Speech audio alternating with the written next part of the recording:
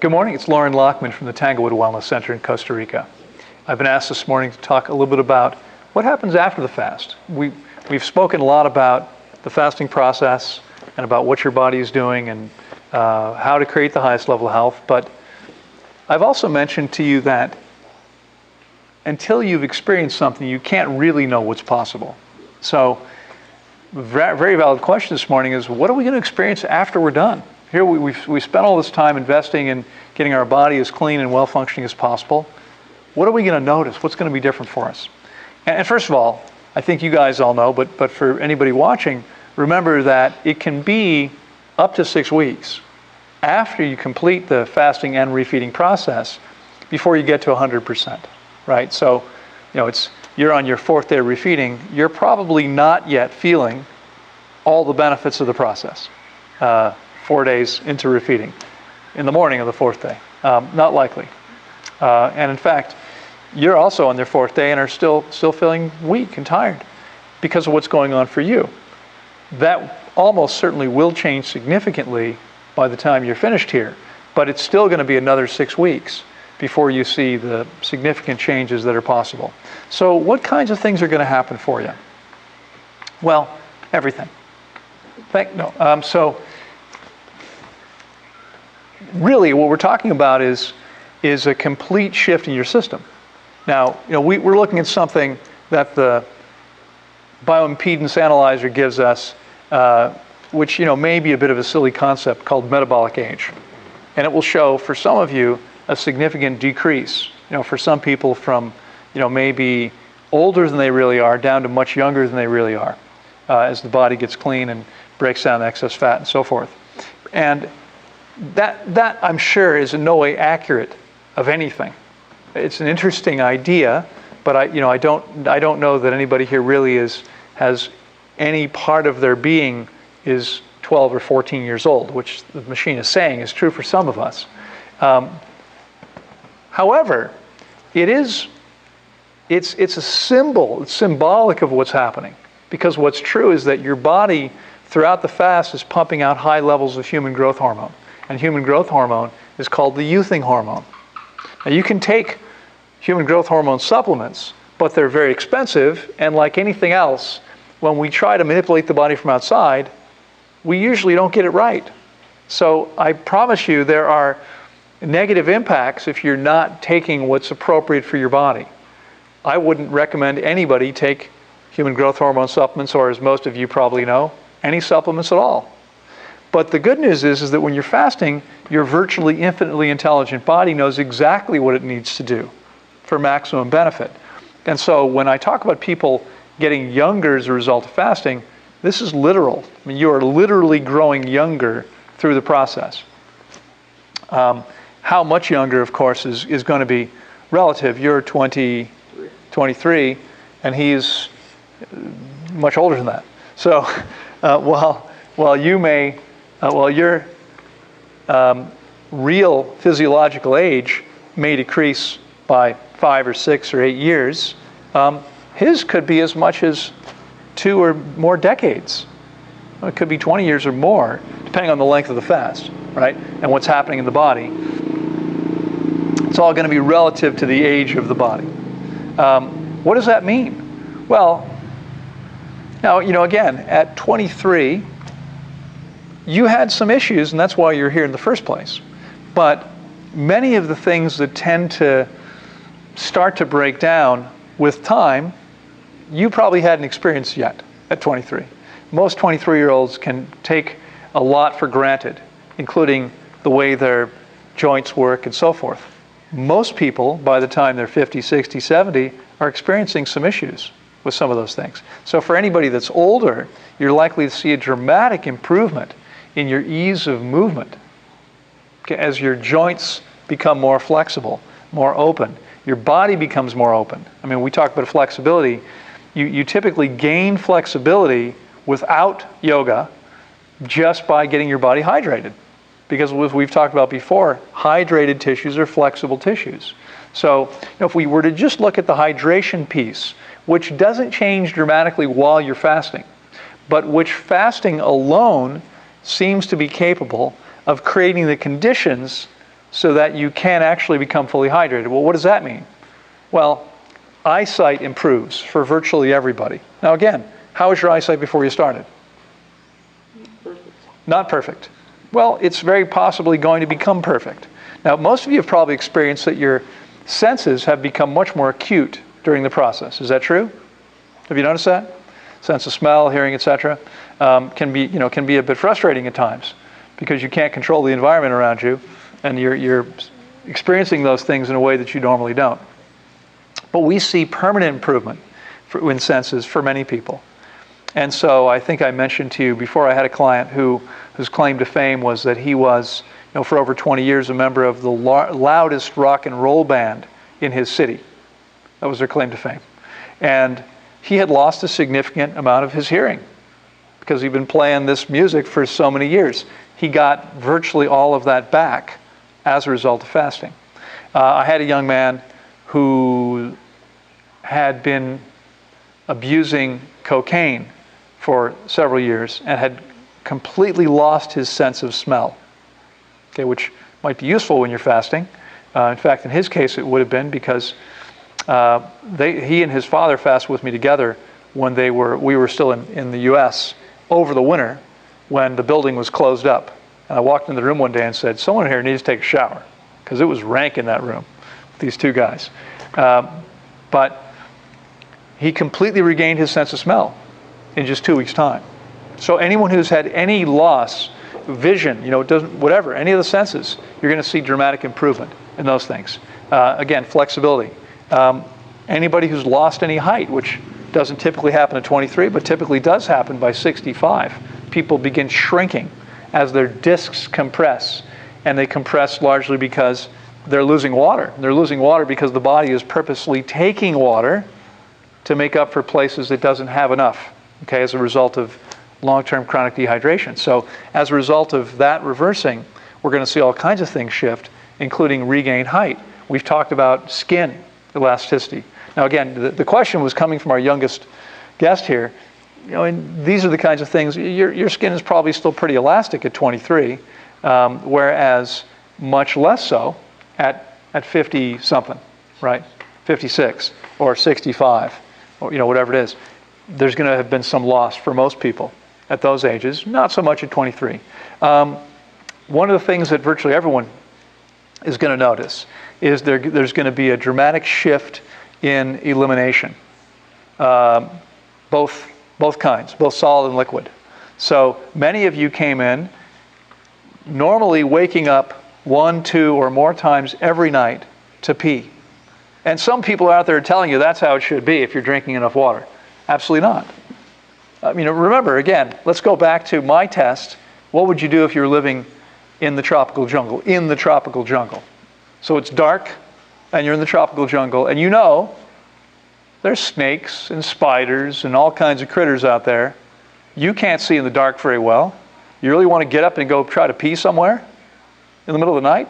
Probably not. You don't have flashlights. This is, if we're actually living in nature, it would be a lot more convenient if you could lay down before it got dark and wake up, and get up only once it was light again.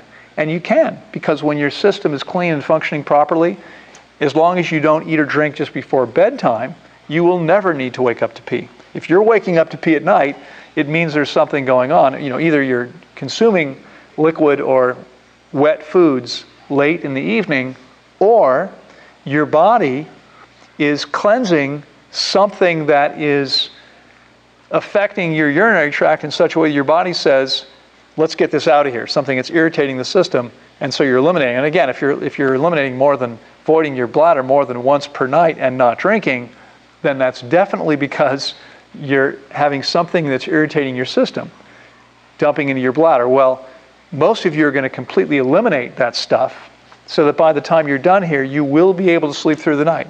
Now, I can't guarantee that for everyone, and of course it depends on the length of the fast, and importantly, critically, it depends on the length of the fast relative to the condition of your system. Some people might need 5 or 6 weeks to get all that stuff out of their bodies, and some people might do that in 2 weeks. But most of you are going to be able to get most of that done, and are going to you've already gone from a high of 7 or 8 times per night to to one time last night for the first time. In how long? The whole time. No, before that.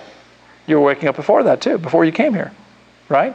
One time a night, I think that's a new low for a long time. That's awesome, okay? You're going to get to the point where you never wake up at night to pee. Let's talk about the other side, right? Elimination through the colon.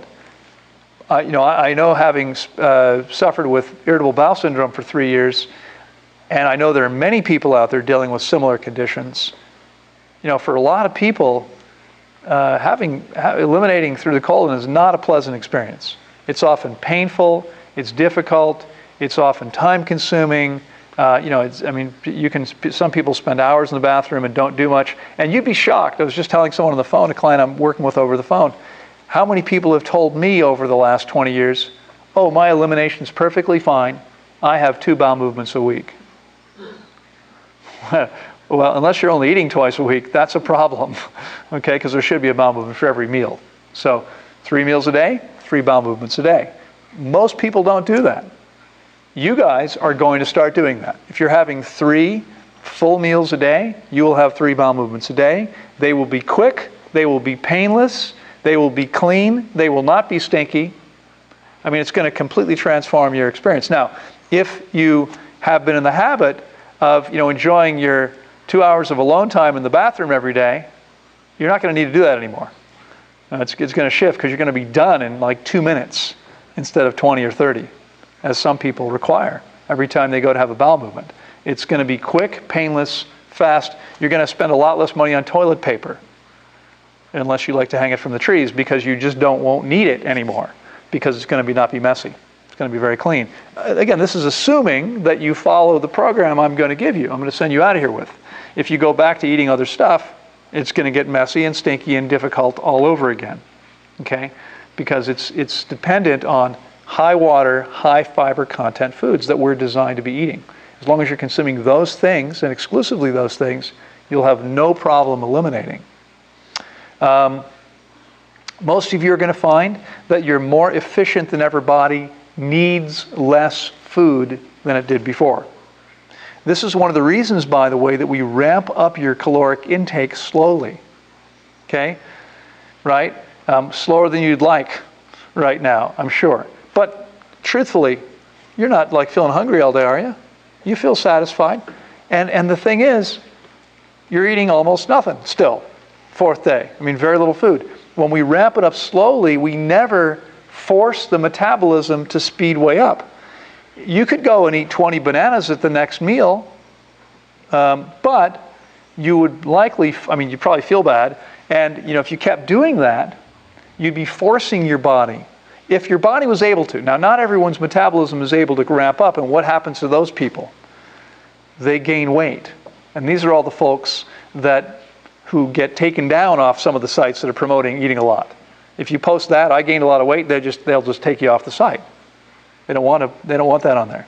But it happens. I see these people all the time. They contact me and say, I tried this, it didn't work. I'll say, well, how much were you eating? Well, you should eat as much as you can, right? No, of course not. So some people are not going to, their bodies are not going to respond where metabolism is able to increase. But for those people who do, it's not a blessing. Your metabolism increasing means your body is doing much more work to process food in order to get the same amount of energy. We don't want to do that. That's making us less efficient. So you've now become much more efficient and can start to consume less than you did before. What you want to do is be listening to your body, because some people think, well, I need, like before I was eating, and they go back and do that. They start to push their metabolism back up. There's no advantage to that.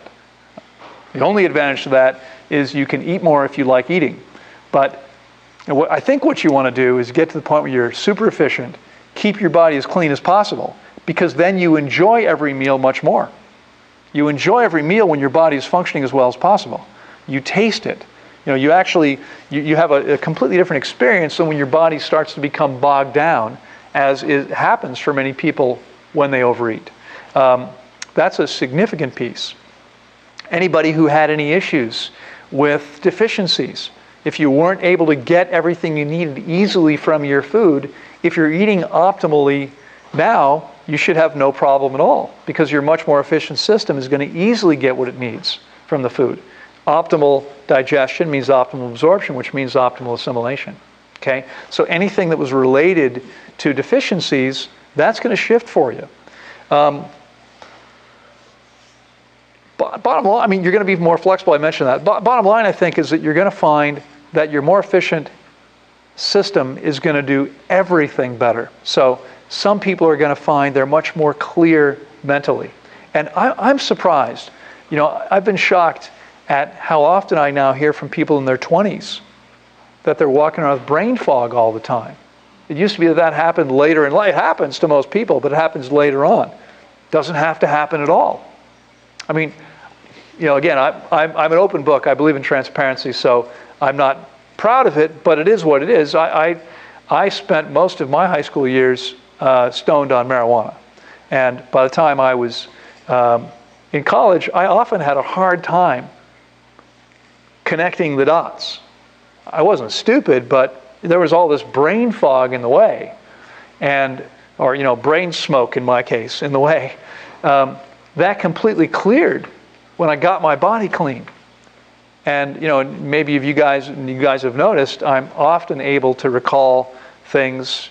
You know, I'm talking about stories from years ago, and I don't remember every detail necessarily, but my brain works as well as it ever has. And that's significant, because there are very few people at 52 who can say that. That's not the case for most people at 52. Most people start to see significant decrease in function. Okay? They don't have to. In fact, most people are seeing significant decrease in function in virtually every way, and they don't have to. So literally, you know, again, the metabolic age thing, it's kind of silly. The machine says my metabolic age is 12. Well, I don't know what that means. But what I can tell you is that I function a lot like I did as a teenager, if not a 12-year-old. My body works just as well as it ever did. It's just as flexible. It's just as strong. It's just as fit. I don't get injured as a result. You know, it's easier to maintain balance. I mean, what happens when your head is clogged up with mucus? What happens? Well, the eustachian tubes in our ears help us with balance. So if your head is clogged up, you're going to have a hard time keeping balance. And that means you're more likely to get injured, right? I mean, it's honestly trying to catalog all the potential benefits would be almost impossible, because it's far-reaching. It affects every single aspect of our being. The most significant of which I would say personally is the connection. And this, you know, this is a little bit woo-woo, but I believe we're kind of like computers. You know, you buy a computer today, it comes loaded with a whole bunch of stuff. But with a good connection to the internet, you got access to all the information in the entire universe. It's all available from your keyboard, right? Well, same way. I mean, you were born with a whole bunch of information already there, and the potential to connect to all the information that's ever existed in the universe.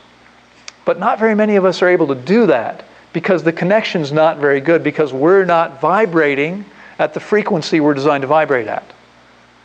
But when you get your body clean and fully hydrated, and you begin to vibrate that way, you have access to stuff you never had access to before. Okay? I think you're going to find it also, you're going to find it easier to be balanced and centered most of the time. Now, you know, if any of you know me well enough, you can tell it's not necessarily perfect. It's not going to be perfect after 1 or even 40 fasts, but it's an improvement. And that's the thing you want to understand. You know, I've been accused of like boasting about how smart or whatever. It's not that. I'm not comparing myself to anybody else. What I'm interested in is maximizing my potential. Now, my potential may not be, it may only be 60% of what your potential is. There's no point in comparing myself to you. I want to compare myself to my potential. How am I doing relative to what's possible for me? And what I found is, you know, I am much better able to maximize that potential by getting my body clean and keeping it that way in every way possible. So, any other questions about any of that? Yeah. I just want to point out there's a sense of also optimism. Exactly. Too. Yeah, absolutely. I mean, that's significant. That really is about the spiritual connection. You know, optimism is understanding that we live in an abundant universe. How can you be pessimistic when you know there's always enough? There's, you know, it's everything shifts when your paradigm shifts, when your overall global way of looking at things changes from woe is me, I'm a victim, to, I mean, you guys have known I've been through some pretty intense stuff, like losing every single thing I owned less than 2 years ago.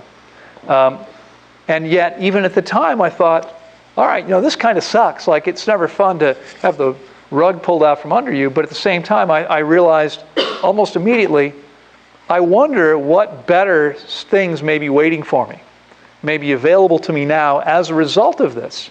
You know, realizing that maybe the universe was saying to me, this is what you need to do now, right? This is going to prompt you to go do something better, bigger, more appropriate, more beneficial to the world and other people. Who knows? I would encourage you all to think that way all the time in every situation, regardless of what's happening. And I think you're absolutely right, Lidan. When your system is clear and functioning well and you're vibrating that way, it's almost impossible not to be coming from that place most of the time. Any other questions? I had a question about like workout recovery. Yeah, absolutely. Workout recovery. Great point. You know, studies have long shown that vegan non-athletes have faster muscle recovery than non-vegan athletes. All right, so someone who's an athlete that's not a vegan, that's eating animal products, and this is what they do. They're an athlete and they're doing this all the time. They tend to recover more slowly than a vegan who's not an athlete. I absolutely have found for myself and other people, recovery time, it's huge. And it's not just recovering from stressing your muscles, but recovering from anything. So healing, when healing is, I think I've told you guys, well, I probably haven't told you guys all my stories, but I'll give you just one piece of one story that represents this. When I may have told you about having a pull-up bar support break when I was at the top of pull-up four or so years ago, my place in Panama, and I'm at the top of a pull-up, and this is above our concrete carport, and so I because there was a little knee wall under my feet, I would bend my knees and lock my ankles behind me, up near my butt. So this thing, the support breaks, and I fall 5 feet onto my knees, onto the concrete, and I broke my right kneecap, and I broke the top of this bone right here. I think I did point this out early in this process for some of you. You can probably see the point on this kneecap, some of you, that didn't exist before. Anyway, the point is, a month, I did not do anything except fast. I got off my feet. Now with both of them, we were open. I still had to work, but I had crutches, and I would vary which leg I favored depending on which hurt more that day. But I would stay off them as much as I could and use only one at a time. And yet a month later, I was beating my interns running up. We had a pretty steep hill. Our driveway was, 300 or 400 yards, I guess. And it was a hill that went up to the top. And I would have our interns run up that hill. I would run with them before this. But a month later, I was beating them running up the hill. And by the way, no intern ever beat me running up that hill. Now, they were coming off their fasts. But this was including 13 weeks after they finished refeeding, a quarter of a year later.